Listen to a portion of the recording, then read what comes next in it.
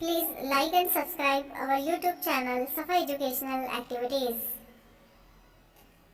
सफा educational activities Nashik Maharashtra पेश करते हैं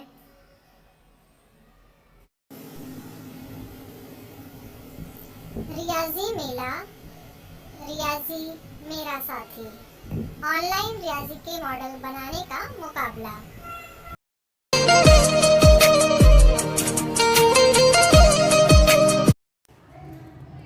अस्सलाम वालेकुम। मेरा नाम पानसरे कनिश फातिमा अयूब है। मेरी स्कूल का नाम एनएमसी स्कूल नंबर 40 है।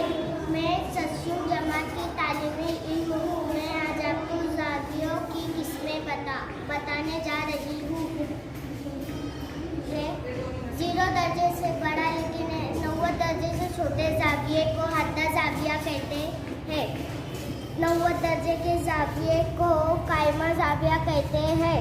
90 दर्जे से बड़ा लेकिन 180 दर्जे से छोटे ज़ाविये को मुनफरजा ज़ाविया कहते हैं।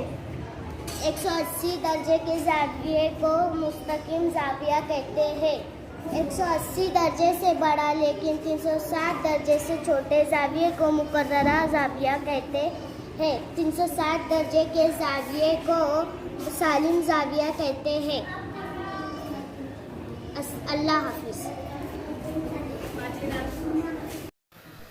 Thanks for watching.